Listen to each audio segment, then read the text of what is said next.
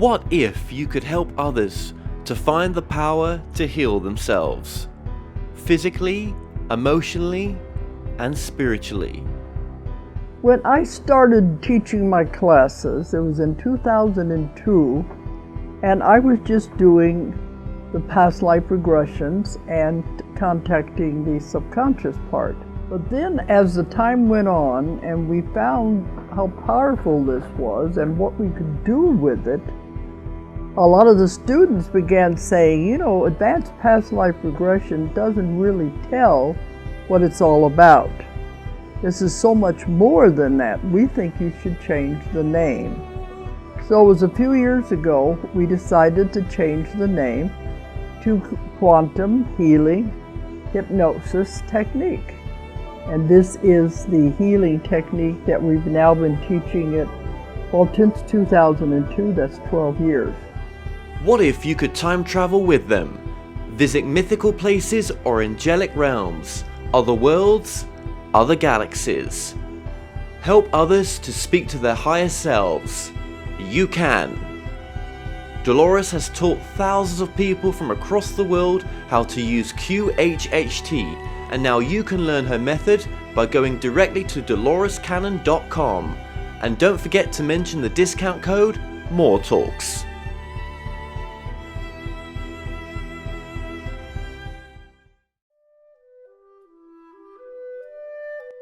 Established over 100 years ago, Watkins Books is one of the world's oldest and leading independent bookshops specializing in esoterica. We have the widest selection of esoteric books in the UK, and our friendly and knowledgeable staff are here to assist you in a unique ambience of our shop. So come and visit us in the heart of London as we're open every day.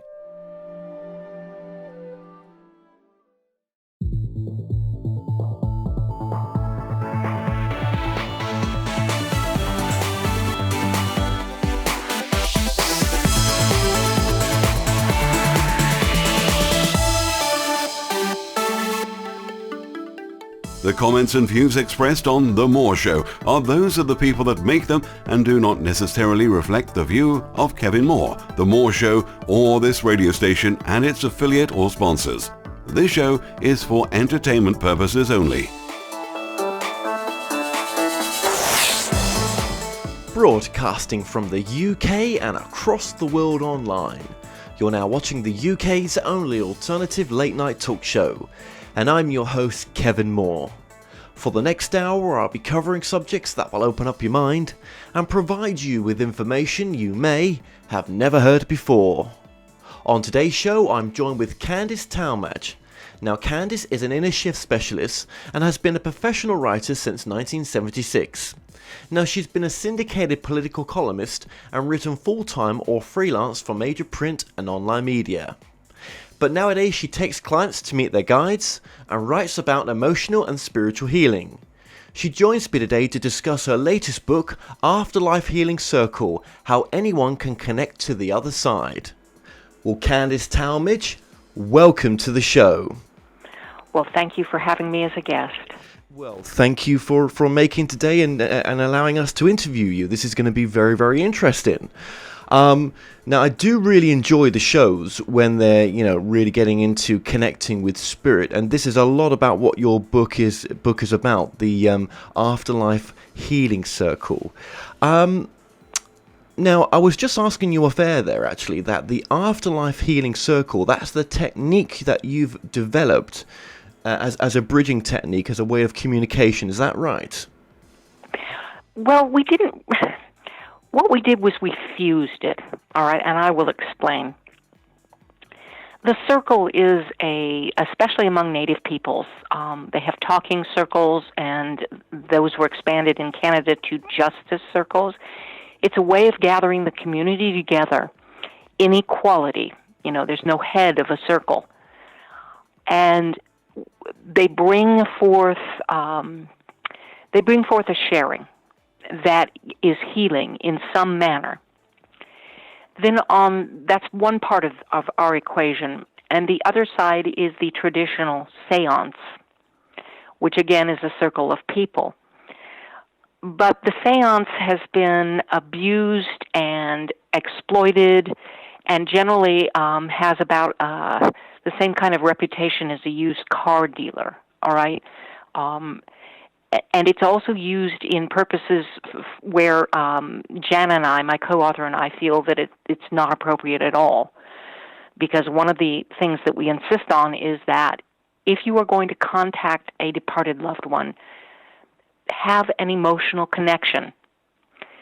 That's essential. I mean, if you're a fan, you really can't call Michael Jackson because he won't recognize you. He wouldn't recognize you in life. He won't recognize you in the afterlife. All right? So why are you calling him? You won't get Michael Jackson. You might get somebody who's crazy and died and thinks he's Michael Jackson. That's who you might draw. So there has to be an emotional connection between those who seek to contact and those who are on the other side and being contact. And when that happens, usually the other side is as eager to get in touch with people in this life as they are with the departed. So what we did was we fused the séance, quote unquote, with the circle, the talking circle. And we called it the healing circle, or the Afterlife Healing Circle. And it is about contacting the departed for a specific purpose, and that purpose is not to prove that there is an afterlife, because I don't believe that anybody can prove that to someone else. I think that's something that we either decide makes sense for us or it doesn't. But instead, this circle comes together to offer those who are grieving a chance for emotional resolution and reassurance that, yes, the loved one is okay, now in a different space, but okay, and still feels your love, and it's all right. You may well see them later or in another space when you move on. Right. So it takes a bit of the anguish out of the void that's left after someone's physical body dies, because it is a loss. Of course it is. Absolutely, of course it is. I mean, you can experience loss in many forms. I mean, a relationship breakdown can cause the same emotional pain sometime as well, in the sense of that loss. I've experienced that, and I quite a number of times, and I'm pretty sure I know what it's going to be like to experience losing someone. I know that pain, and I've always said to myself, I know it's the same for the depth that it took me to on many occasions. Except, and because when we lose someone as well, even in a relationship as well, I mean, they can go and leave as though they've departed. They may as well have done, as far as you're concerned. They may as well have done. Exactly. Yeah. Or it's like someone moved to another country, all right? Their physical presence is gone from your life. Yeah. Right? Yeah. And that is a big void. Yeah. And what even traditional psychology is beginning to recognize is that talk therapy and self-help groups can take the grieving only so far. The only thing that seems to resolve it or help people move on is afterlife contact. And you can even take this as, oh, well, this is just my brain imagining things. I'll buy that. I don't have a problem with that. But what it seems to do is to give an emotional substance, if you will, that people need, whether they're hardwired for it. I don't know. I don't really care. I'm not into the science of it, because really, again, proof of the afterlife is something that the mental body, the logical part of our being wants. Yeah. It likes facts and figures and measures and analysis. That's fine. But I am addressing, the Afterlife Healing Circle is addressing the emotional side of self, which doesn't care about facts. It doesn't care about analysis. It feels, and it wants to feel that this person who is cherished and loved is not gone forever, lost. It's that not knowing, gone forever, that causes the anguish that no amount of talk therapy, no amount of self-help groups can resolve. But when you feel that emotional connection, because what you do is you set up a circle of love in the Afterlife Healing Circle. You do this deliberately. The book lays out the steps. It is extremely simple. Anyone who knows how to give love can do it. Right. Okay. Once you feel that love, Yep. and once you feel the connection to that soul. And the group is there to help the person feel the connection to that soul. That's what the emotional body is looking for. That's what it cares about, and that's what it gets in the Afterlife Healing Circle. Okay, but, there are many people out there, and have been in previous times as well, as there will be in future times, that they just don't, they're not able to ever believe in that, accept that, or have it as any truth. And and they may say they do, but their actions speak something else, as though they're not. Now, you could say that action is part of the grieving process. I think it's beyond that. I think it's almost lying to yourself that you believe one thing and say another. So, a lot of people out there are not, would not be able to go down this road, and they do live in a lot of pain because of that. I mean, even when someone passes on and you believe it's your truth that there's continuation, it still doesn't take the pain away as such, right? Well, again, we're talking about a belief that you've been taught, okay, from some sort of spiritual or religious tradition, and the reality of feeling the connection of someone that person hasn't died.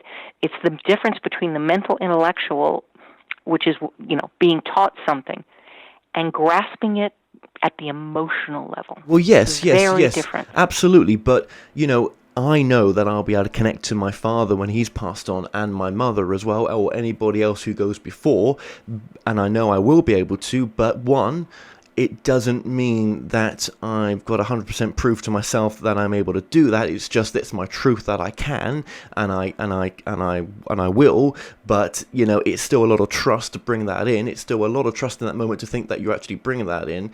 And two, I think when they do pass on, I think even though I've got that gift, and we all have, it still doesn't take away the pain of them going. That was just my little point there. You're still gonna feel all the pain of that void. Yes, yes, you do. But the experience of connecting with them after they're gone, after their physical body is gone, because again, we are more than a physical body. We are more than just a mind. We are also spirit and heart. And the parts of us that are not physical don't die with a physical body. No. They go into a new dimension. They go to the other side. They go to whatever you want to call it. I don't care. Pick your favorite label. Heaven, Home. Whatever. We can connect emotionally and spiritually with that part of self. We can do it when people are alive. That's how I do a lot of my healing work as a Sunon therapist. We connect emotionally and spiritually with people who are still in the body, or we connect emotionally and spiritually with people who are no longer in a physical body. That part doesn't matter. Connection does not depend on the presence of a physical body. Okay, can I just, so just going back to what I was going to say before as well, and just finish that off. So someone that doesn't, that's maybe lying to themselves to say they do believe in it, but they don't, or they just don't believe in it whatsoever. What is their journey to healing pain? Is it just time if they're not going to look at the continuation of the soul, or even have any trust to try to observe that, or try to dabble with that in a sense? Is it time that is the only thing that will heal them, or will nothing ever heal them, and they're destined to live with the pain that when they disappear and go, and that's it, they'll not even take their underwear with them, and there is no soul? I think it depends on the person. I think some people will do exactly that. They'll hey, dead is dead, and there's nothing to it, and I'm going to be in pain for the rest of my life because I lost people I love to death. And I don't pretend to have the power to change that for them. Actually, nobody does. They're going to have to arrive eventually at a different conclusion, and it may take multiple lifetimes for that to happen. That's entirely their decision. And I feel for them, but I know that they have the right not to believe. They have every bit as much right not to believe as I have to believe. All right?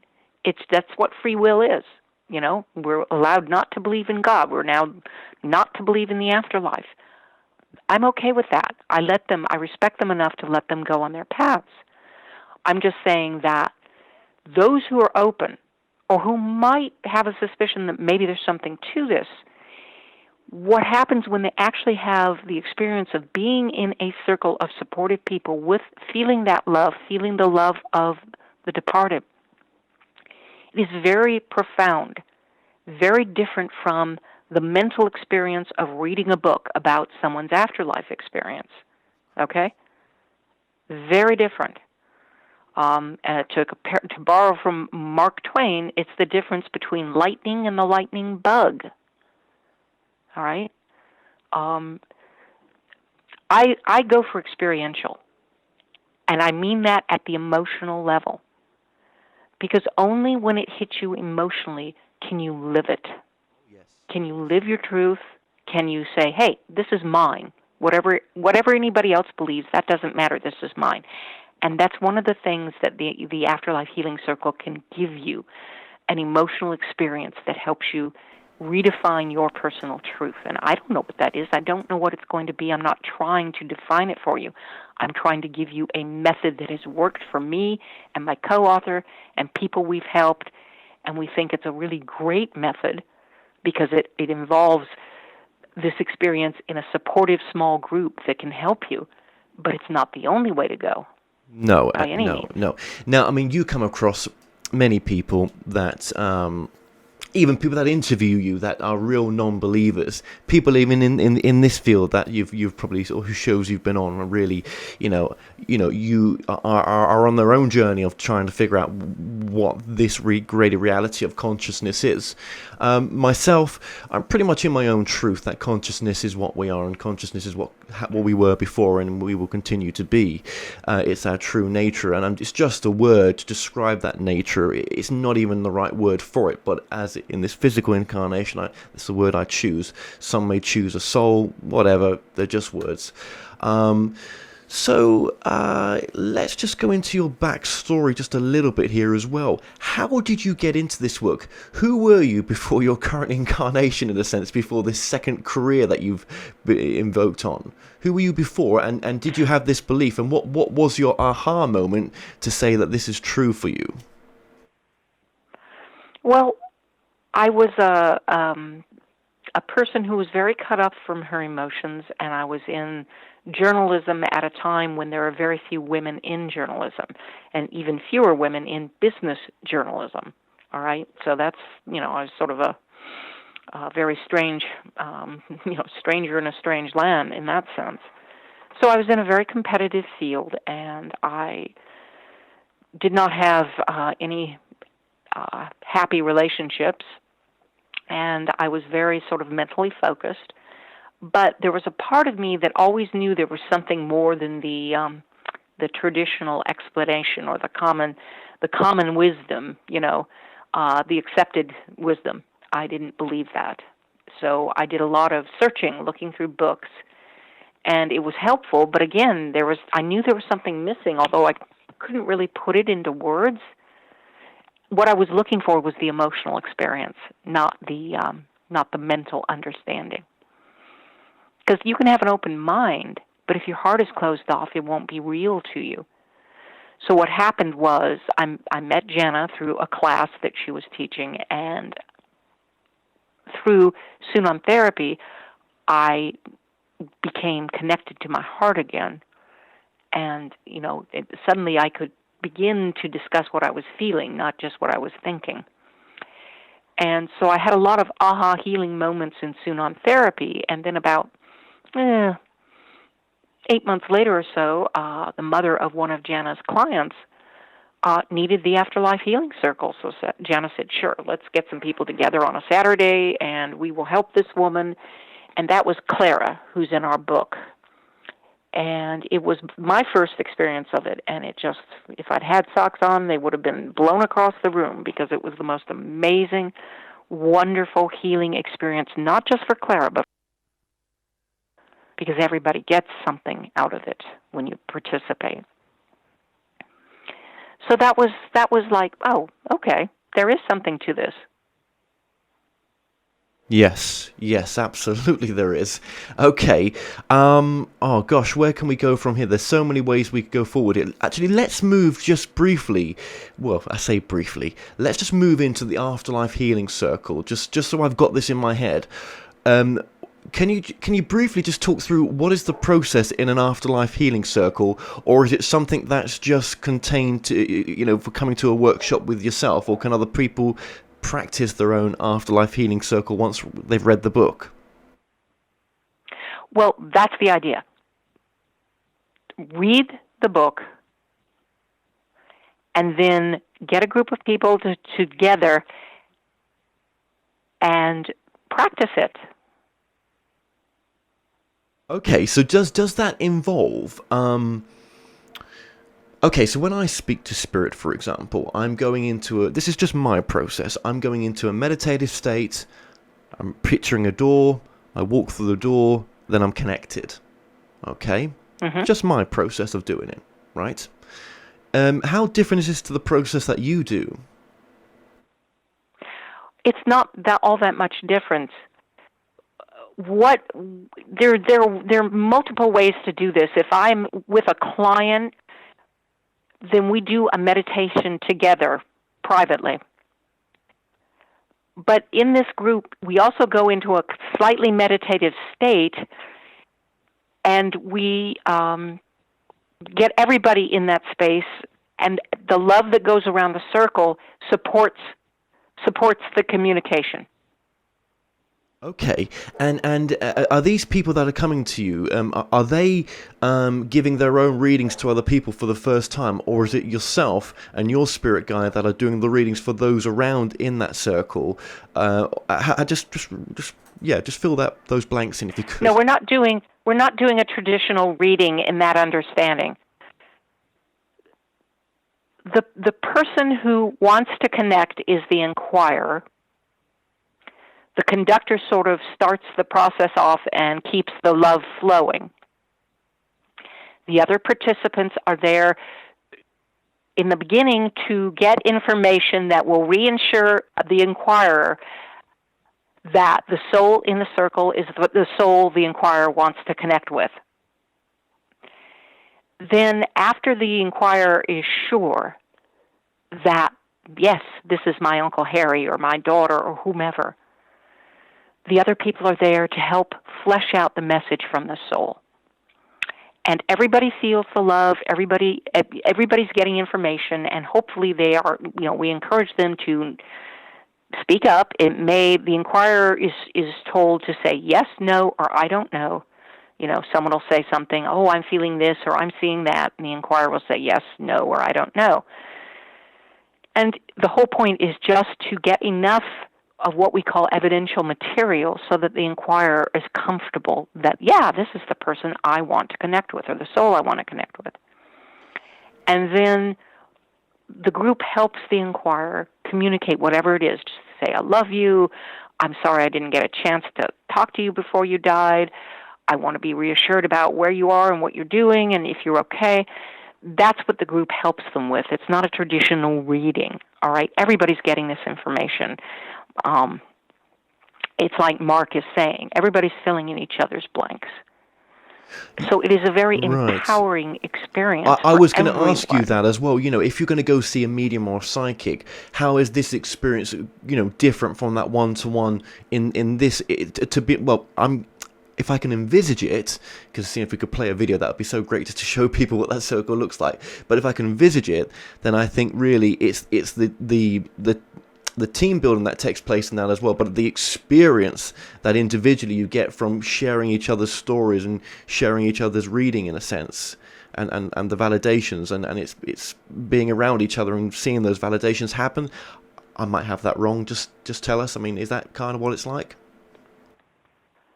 It's very much what it's like, but again, what we're not doing is the traditional reading where someone gets the information and relays it to someone else. Everybody is getting information. You can't help it. When that love, you set up a circle. It's just a circle of people holding hands. Usually, they're seated. That's what it looks like. It's, there's no apparatus, there's no closed dark room. You can do it out in the middle of a field if you want to, all right? You sit, you hold hands, you offer up a prayer for protection. You must do this because there are an awful lot of idiots on the other side who just love to play head games with you. So you offer up a prayer of protection and ask that only the soul or souls you want to connect with are allowed into the circle, and your spirit guides will be happy to accommodate you. All right? Now, you're in that circle. The conductor starts, everybody, send love from your heart out your left hand. It's actually out your right hand, the giving hand, so it flows around the circle counterclockwise. Because your left hand is your receiver, your right hand is your giver. So you summon that love from your heart out your right hand to the person next to you. It goes, everybody adds their love into that circle. And when you have that much love flowing, and your guides are also adding their love, by the way, so it can get quite toasty in that circle, ironically, because there's such a huge flow of energy and or love. It's the same thing. Consciousness is also energy, so you can call consciousness energy, by the way. So that love is flowing around the circle. That automatically kicks everybody's psychic senses or intuition up a level. Then you call for the soul. The soul, something comes in. And most souls seem to understand that once they're in that circle, they need to give evidence, information that only the person who has come, the inquirer, has come, only the soul and the inquirer would know, so that the inquirer can be comfortable, the mental body, the skeptical part of everybody can be comfortable. Well, yeah, only I would know this. So yeah, this has to be. Okay.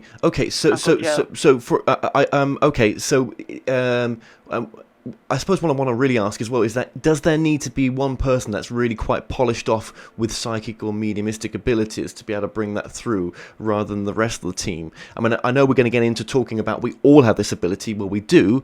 And like I say on previous shows, I feel like some people are great painters, some people are mediocre painters, and it's a bit like that ability to communicate with spirit. Some people are really tuned in and some people are just mediocre. Does it need someone that's really highly tuned in to be able to bring that information in for the team, or are we saying this is a development circle, the healing circle is for anyone with really that hasn't had much experience with bringing information through, that they can come into this type of circle, and if they're prepared to enter the right space? I mean, I would think you need to have practiced it a bit and have some practice behind you to bring this in, surely. Well, it is an issue of self-trust, and the answer to your question is it's both. Yes, it does help to have someone who has a lot of trust in their own intuition as the conductor. That helps. But it's also the case that people who may not have done this before or haven't done it a lot, when they get in that circle and the love is flowing, man, it really opens them up. And they find out, wow, I can get this information. Right. And the more you talk, the more you speak about what you're experiencing, what your intuition is showing you, what you're feeling, what you're understanding, what you're knowing, because those are all channels of intuition, yes, or psychic abilities. Of course. The more you talk about it, the more information you get. It kind of primes that pump. So yes, you do need to practice, and we give people some exercises to kind of get them accustomed to what it's like to get information through their intuition. The secret is that they're already getting information through their intuition. They get it every day. They just don't recognize it for what it is. So we talk about, this is what it is, this is what it's like. Recognize that you're getting it, do some exercises, and then gather in that group. And I talked to one woman who did that. She brought together a bunch of people to do table tipping, and they'd never done anything like this in their lives, but they were just trying to explore with it, and they had a lot of fun. So my suggestion is that if you really want to do this, then don't make your first foray something that is sort of a nail-biting, emotional, gut-wrenching type of a session where you really need to get through. Make it light and airy. Make it a connection with a soul who, there's no issue with you, but you still have a connection, all right? So that you can get the experience of getting information intuitively instead of mentally. Different process. Yes. Mentally, it's a push energy. You concentrate and focus. Intuitively, it's allowing. You relax and let it come in. But let's just be very different. Absolutely. Let's just, and for this is a great book because I love this book because how anyone can contact the other side. That's the other bit of the title for this book, and I find that very important for that we yes, look, it's great to go to a medium, and I would suggest sometimes go to a medium, if there's nothing wrong with that, but also always know that you always have all the answers lie within. That's what I always say on this show, all answers lie within. And if you're looking for an answer in your life, you're not too sure, by meditating and going into that quiet space, and as I do as well, walking through a door, you're able then to go into a place that has all the answers. It's this realm that we've been to before we go back to when we go back home. And that just by asking a question, only love will come through. I've never had a negative message ever come through, ever, to myself, from myself. It's always been with love. Now, sometimes, you mentioned there about, we have to ground ourselves and we have to use white light. I'll be honest, there has been times when I've channeled recently where I've not done that. But what comes through for me as I'm writing my book it is just the most amazing information that I just, I think, well, I've either got a fantastic imagination or this is something truly divine, an aspect of me coming through. So it is incredible what empowerment this can do for us. So I do completely agree with you. I just think for myself that it's taken me a long time to trust it. Trust it, that I'm not making it up. This isn't coming from ego. I've lost the plot, and why would I want to make up that kind of stuff? I'm not too sure, but it does take a bit of time to get that trust in, and sometimes it can come so quickly, the information, that it's almost like it's coming through you, which it is, isn't it? It's coming through you.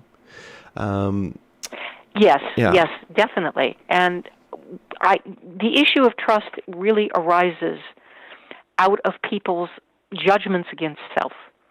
The only reason that we don't trust ourselves is that also we've been conditioned and programmed not to trust the emotional, intuitive side of our being. It doesn't have the credibility that the logical, rational part does. But both parts of selves are necessary. They're both equal. They just have different strengths. All right? You wouldn't want to build a bridge based on intuition. All right? You might get a sense of, well, it would be better to locate it here rather than there. But if you get down to the nuts and bolts of measuring the materials that go into it, you definitely want to use that left brain. All right? You want the logical, rational part of you. But there are things in life that are not logical or rational, and they have equal validity. That's the problem with this society. We're taught from birth that they don't, and that somehow it's flaky if it's not rational or sequential or logical. And what the Afterlife Healing Circle helps people open up to is that there's a whole other side of themselves that allows them to explore different things. It's not either or here. It's what is this part of me, what is this part of me's strength versus what is the rational part of me's strength.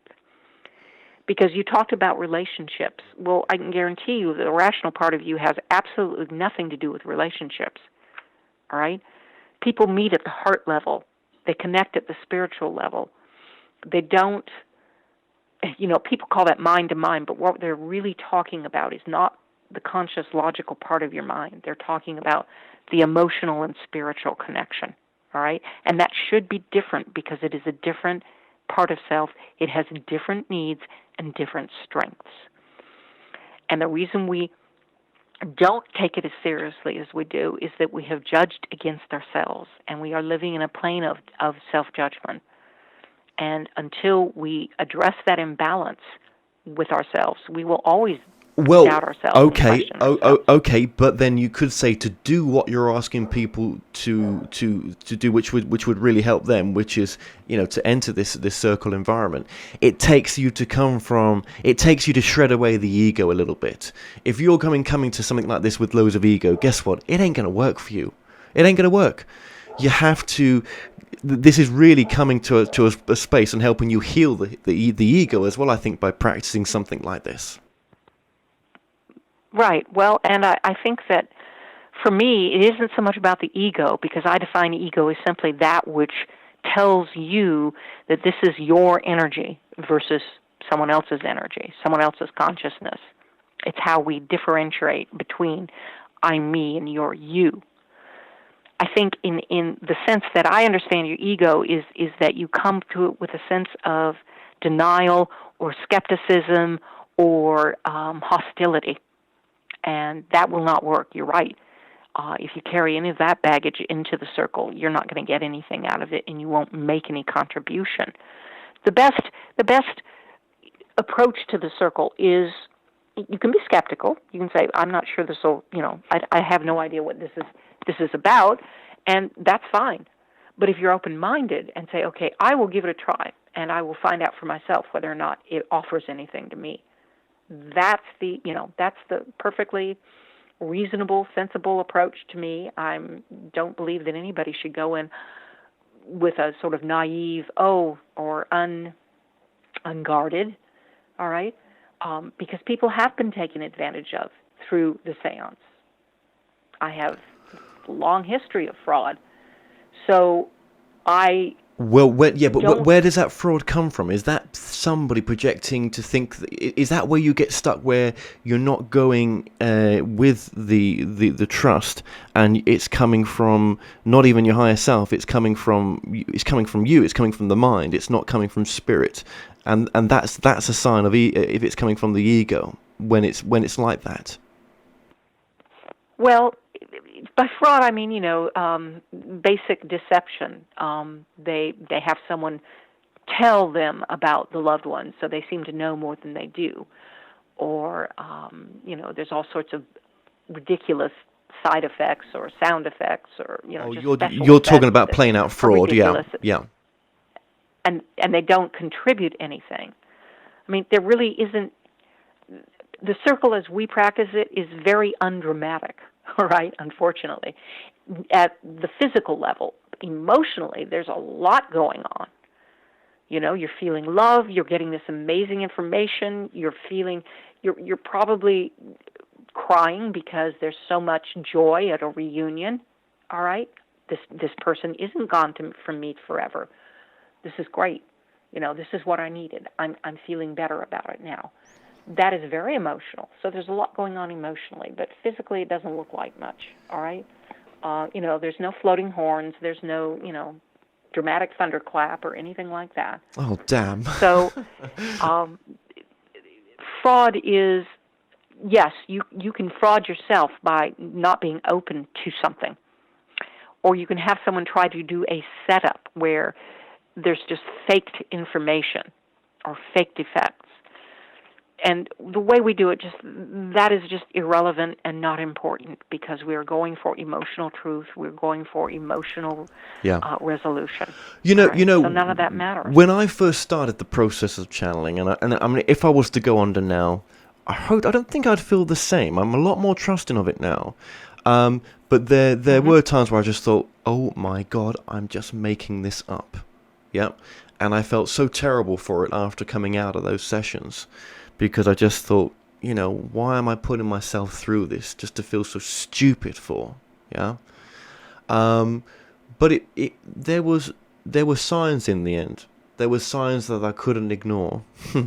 There always is, isn't it, when it comes from truth, and real, aha moments. And so in the end, proof made its way forward. And in the end, you don't need, once you've had so many signs and so many things happen, that you're on the right track. In the end, it just becomes very exciting doing it, I think. Yes, and again, that quote unquote proof that your mental body needs, it sort of fades away, and what we look for isn't so much the proof, although we respect the need of the mental body to have that kind of, evidential or facts, quote unquote. As a reporter, I can tell you facts are very slippery little devils. They're not as hard and fast as people think they are. But the need for facts slips away, and your heart, if you begin to trust your heart, and I'm not asking you to trust your denial or your delusion, because when you are trusting your heart, you feel hopeful and optimistic. When you're going along in denial and delusion, you get paranoid and you don't feel that. Yeah, that's so again, important. What are you feeling? Yeah. When you are trusting? Well, I will say it's very important. It is when you're in the space of where I go to and where you go to and other people go to, this space of this unconditional love. You can't describe it. You've been there before. When you walk through that door, as my process, other process for other people, but just for me, if I can be any help to anyone listening, when you go into that space, it's just so unconditionally lovable and peaceful that you know that whatever you're going to say comes from your highest intention and you're just trying to do your best. That's all. What would you say? Well, that's exactly the foundation of the Afterlife Healing Circle. We try to come from our highest intention. We try to come from a space of being of service and helping someone free themselves from anguish and grief and be able to move on emotionally with their physical life, knowing that they've not lost a loved one forever. And of course, this process also works for children who are not yet born. You can connect with them. If we have a couple of examples in the book where parents desperately needed to connect. I think every parent should do this. I think every expectant mother and father should have a healing circle for that child so that they can find out the child's purpose, the child's lessons for this lifetime, and just practical things like what name does the child want to be called, all right? It's amazing what this can do in terms of being the ultimate in conscious parenting, all right? Because you've got a head start. You're not parenting a stranger anymore. You're parenting a soul whose lessons and purpose you are aware of and can assist with now, helpfully and knowledgeably. Big difference. Absolutely. Here, but you could, when doing in that space, you could get the sex of the baby wrong, and you may think, oh my God, well, I've got that wrong, so maybe everything else I thought was wrong. I think sometimes there is information that comes through that you try to do with your best intention, but there are changes that take place. Nothing's set in stone to say that was a girl definitely coming through, even though it felt like it was and you were told that it was going to be, for example. I think that soul's still got free will to change things nearer the time, if that's what the soul wants to do, maybe. Yes, and I agree with you on that. I work with a group of non-physical healers called the Sunan Society, headed up by a soul who calls himself Dr. Sunan. And he explained to me one time that gender is far more fluid far later into a pregnancy than people realize. And it can change based on the soul's intent on new decisions. So science has one set of determinations, and the reality is that intent can change. Intent covers everything. It can change. Isn't that so amazing? And now where did that come from? I've never talked about that before. That's just flowed through me in this interview. I have no idea where that came from. Well, I do, but I think that was just came through me just there. Yeah. So, okay, now this isn't coming through me, this next bit. I don't think it is. I've said this on previous interviews as well. When I've gone deep down into this work, it seems to me that there's infinite levels for souls to go to. Infinite. There ain't 8, 16, 10, 20. It seems to me that my truth, this may be different for other people, but there's infinite. So when I look at the framework of all the books that are out there that tell us that there's a tunnel that we go through of light when we cross over. Then we go for a life review, which could be true, and then there's other things that we do. I don't know. It seems to me that there's a framework of reality that no one's ever been told, no one's ever talked about. It's unknown at this stage right now, that there is a framework that's not in the understanding of us right now. So when we say we think there's schools over there and there's this and that, possibly as individual truths, but is that really I don't think there's any ultimate truth. So that it gets quite confusing as I carry on talking about this. There's no ultimate truths. I think potentially there's realities that we make up as we cross over, but I think there's a framework that's not in our understanding right now. Would you consider that? Oh, I'd more than consider it. I would agree with you. Let me state it like this. It would sound really, really strange for someone. Well, what's life like on Earth? Well, it depends on which life you're talking about. For some people, it's rewarding and successful and happy, and for some people, it's terrible. The range of life on Earth spans the whole gamut of possible human experience. What's life like in the afterlife? Well, pretty much the same thing. All right, there is no one way to live an afterlife, just as there's no one way to live a life on Earth. Now, there are common experiences that people report when their physical bodies have died for a time and then they come back.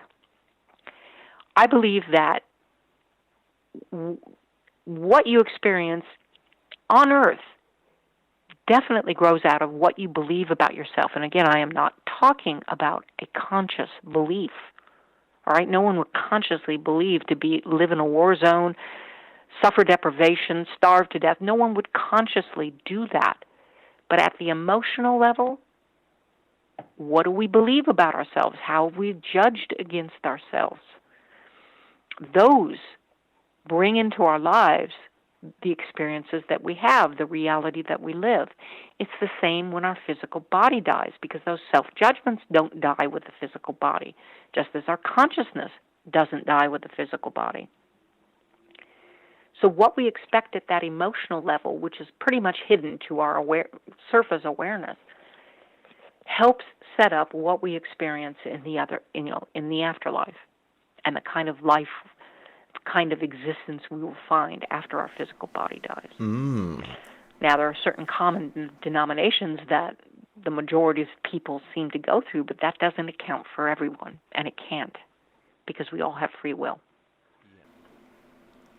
Yeah, I think it's the way I see it is that it must have been so important for us to come and have this life right now on planet Earth in this reality, that we should never forget that and not get too affixed with where we go and the potentials and everything of what we are and everything else, even though that information is so important, because I think it can make a difference in the way we live now. It's a balancing act, isn't it? You can't be obsessed with one and not the other. Do you know what I mean? Yes, it's about balance, all right? And the interesting thing is that you find that people who've had near-death experiences, instead of being fixated on the afterlife, most of them begin to appreciate very much what they have right here and now. And yes, I believe that most of us, if we're smart, we don't come to this life willy-nilly, all right? We have lessons and a purpose for a physical lifetime. And it's important to us. We want to help move ourselves along a little bit in our spiritual growth. Those are the lessons. And then we have a purpose or a mission that we want to incorporate with those lessons, and that helps give meaning to our physical lives. So, purpose is very important to people. People often run around saying, I'm not serving my purpose, or I don't know what my purpose is. Yeah. Well, this happened to Jana, and she eventually found out in her own spiritual searchings that her purpose was to be a healer and a teacher. And And her guides pointed out to her, well, look what you've been doing. No matter where you are, what job title you had, you were always teaching. You were always teaching your employees. You were always counseling your employees. She did a lot of quote-unquote career counseling with unhappy employees. You were a healer and a teacher. You just didn't maybe have that title. So that's what I say to people is, if you're wondering what your purpose is, examine your life as it is now, and take the titles away, and just look at how you're behaving and what you focus on. All right. I didn't know that. I thought my purpose or what I wanted to do was to write a novel, to be a writer. But what I didn't know was that another part of my purpose was to be a healer and to write about healing, not just physical healing, but emotional and spiritual healing, which I'm doing now. And everything that I wrote about, or a good deal of what I wrote about when I was in journalism was about healing, in one form or another. Isn't that incredible? And then you get the people, okay, so there's one type of person, who, what's my purpose? And there's the other type who couldn't give a shit, right? Who couldn't care less and never considers it. Now, that other person, I would say, could potentially go through lifetime upon lifetime upon lifetime to really remember that there was a purpose that they came down here for.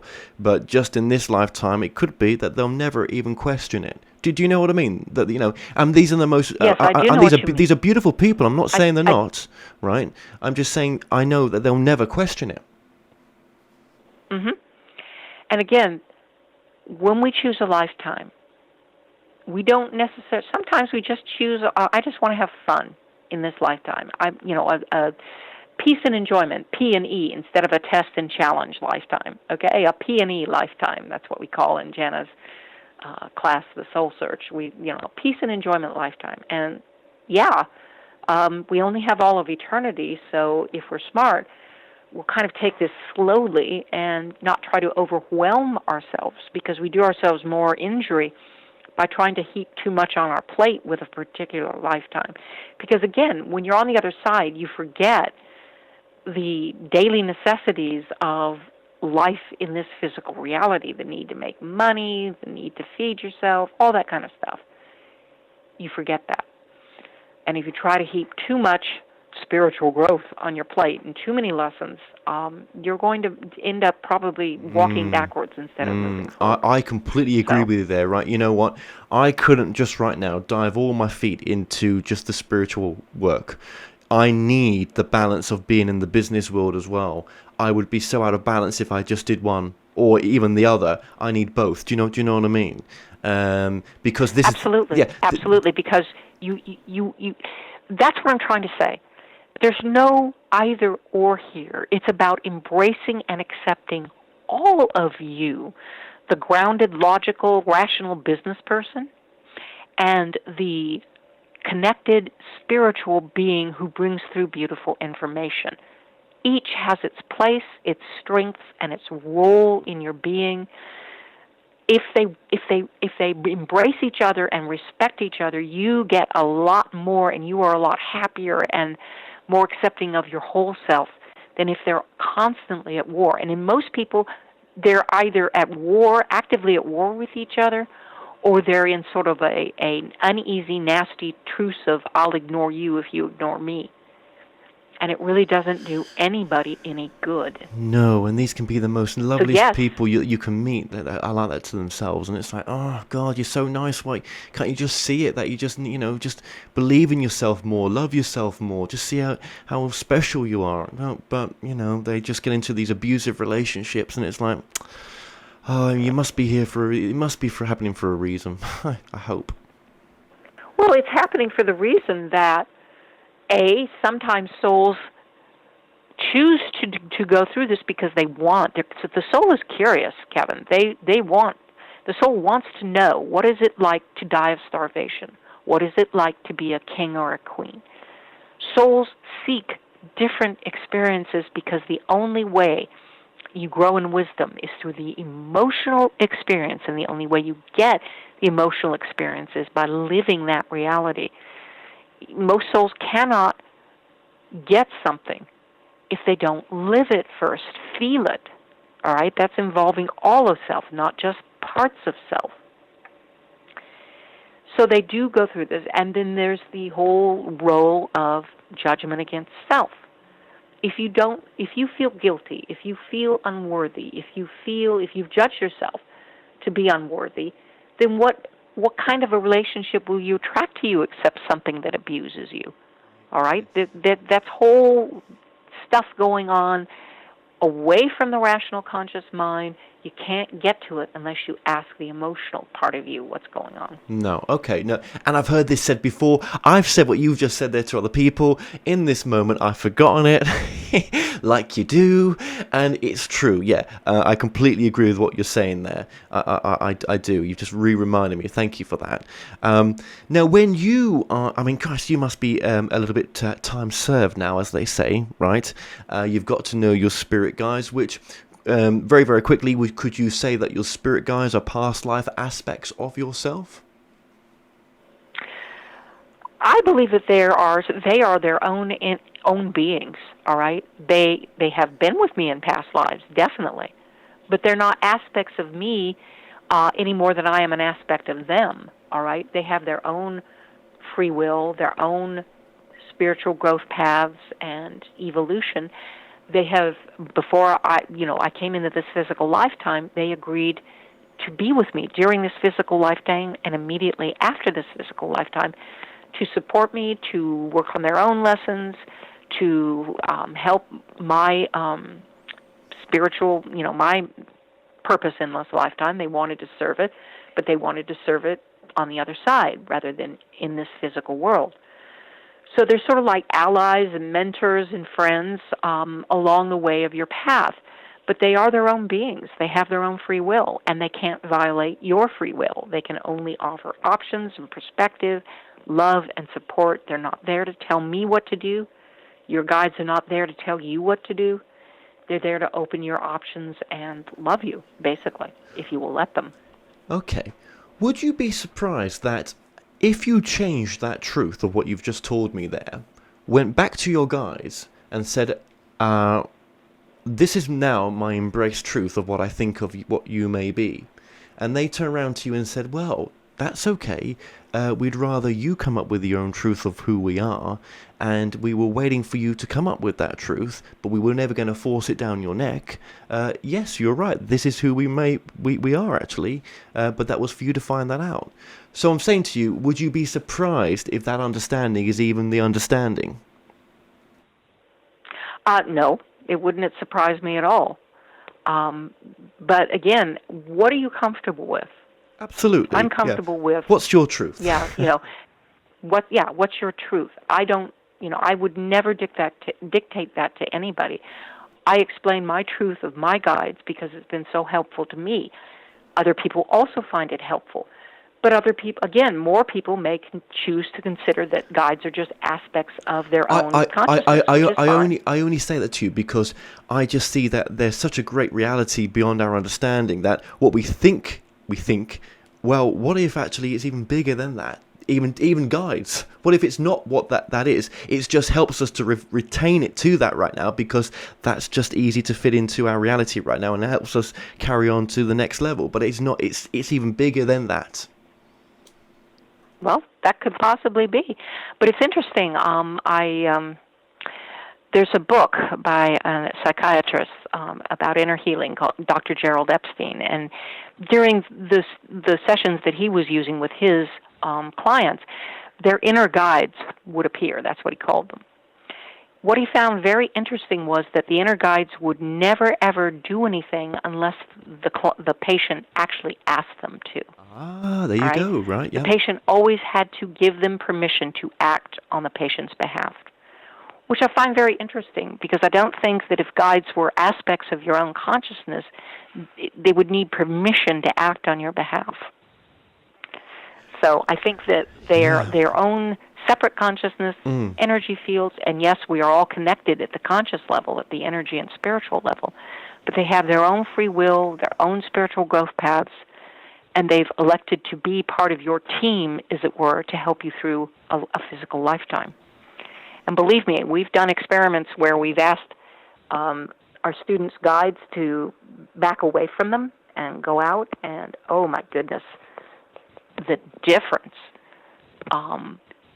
in feeling. Yeah. When your guides only reluctantly do this, but they will do it because they understand that you're trying to give the experience of how cold the world would really be if we had no spiritual helpers by our side. Yeah, yeah.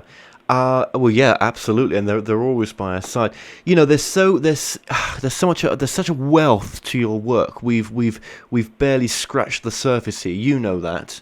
I wanted to really concentrate on the healing circle. I thought that was important to really get that out of how people, once they read in the book, if they're stuck at all and they can't get through to you, but even listening to something like this, they can maybe say, that's what I missed, or that's how we could do it. Do you know what I mean? I think it all starts from communicating, and then all doors and possibilities are open then. But I bet you've brought some wonderful information through yourself. I bet your guys have told you some things that you've never told anyone, that are just, out there in a sense, and like, wow, that's incredible. Well, they've often, they talk about what I need to know for my own growth and healing and edification, if you will, yeah. education. But I'll say this: provided people do one thing, and that's ask for protection from their guides. Provided they do that one thing, they can do that circle any way they want to, and any way that works for them. The only thing that I say is a real must is asking for protection. The rest, they can devise their own plan, get with their guides, do anything they want. But do ask for protection. And then everything else, we just lay out what works for us, because it's a method that Jana, my co-authors, her guides taught her this method, all right? But your own guides may say, hey, this will work better for you. Why don't you try it this way? And I'm like, go for it. Do it. Because the whole purpose of this book is to help people awaken to the abilities that they have but may not have tried or may not have trusted. Beautiful. And we're saying the only way you do it, the only way you're going to learn to ride a bicycle is to get on and ride the bicycle. Same thing with your spiritual abilities. Yeah. The only way you're ever going to learn them is to pay attention to them and use them consciously, knowing that you're using them. They're already hitting you anyway. But the trick is, can you do it consciously and at it from an aware state? Once you start that, the world's your oyster. You know what? I'll be honest with you. That was a natural progression for me, was doing it consciously in the end, and information coming consciously, and thinking, oh, where did that come from? That thought's too big for my mind. That's something I've never even considered, and that was the answer I was looking for. Now, the only reason I say that is just to tell people that, in the sense of that's how it goes. Once you start doing this work and start doing it from a circle perspective, and practice, then something else opens up, and it's like you're an open vessel then, and it's quite some people may call that a download. It could be called that, but yeah, the information will flow on answers you're looking for, definitely. Absolutely, it is a download, but it's a download and it's a download basically. What are ones and zeros? Okay, digital. It's energy. All right, it's energy, and it's an energy download, because all intuitive information is a form of energy, all right? It just is. So, yes, it's a download. You can call it anything you want to. And, it's not just you downloading. It's also you uploading, all right? You have as much to give from your own perspective. The interesting thing about working with your guides is that they get as much of it, they get as much out of the relationship as you do. It helps them every bit as much as it helps you. So people who think, well, what can I do? You have a lot. You have a lot to offer. Just allow yourself to start giving it and be open to it, because it's not just a receive, it's a give too. Yeah, it must be like when you come home, it's almost like going on a huge stage, isn't it? Where even the taste of milk chocolate is fascinating in a sense. So imagine all the myriad of experiences that you go through. Nothing is wasted. Everything is so precious for the whole. It seems to be that way. It's incredible. That's true. Yeah. Nothing is wasted. No. What would you? Just very quickly as well. If there's people, okay, this is an international audience, of course, but if there's people local that want to get in contact with you or want to travel to you, are classes something that you offer, or readings, or what do you offer as well? Well, over the phone, I can do a Meet Your Guide session. All right, we actually do the meditation off the phone. We record the session, and I give them the MP3 recording. That I can do over the phone. I have a program that they go through, and they get prepared for it, and then they do it. If they want to work with us, Jana's retired. She's the one who was teaching classes, but we still take on individual clients for Sunon therapy and past life therapy, that kind of thing. We do that on an individual basis, so they can get in touch with us through, thehealingcircle.com. That's where we can, they can get in touch with us, and we can take it from there. Excellent. Okay. Well, there's we've been putting your website on the screen. Is there any sort of final message, very brief message that you might want to give that you find that you feel would be important for the audience to hear? The important thing for the audience is to know that this is not something that just only certain people can do. Everyone is a soul in a physical body. Everyone has what we call soul senses and other people call psychic senses. Everyone is connected to spirit. It's just the nature of that connection. Is it ignored? Do you ignore it? Does it come in random and haphazardly and you can't really make sense out of it? Or have you focused on it and done your best to tune in the signal and pay attention? That is entirely up to you. I can't tell you to do it. I can only tell you that in my life and in the life of my clients, the more we focus on it, the easier our lives become. Perfect. Okay. Well, Candace Talmag, thank you so much for joining us today. I really have appreciated you coming on. Thank you. Well, thank you. Well, we've come to an end on tonight's show. Don't forget that you can listen and watch all our past interviews on the More Show's official YouTube channel. Remember to subscribe to our YouTube channel for new daily shows. You may also find out more on all past and upcoming guests on the show via themoreshow.com, and do like us on Facebook and Twitter for the latest updates. So until next time, be safe.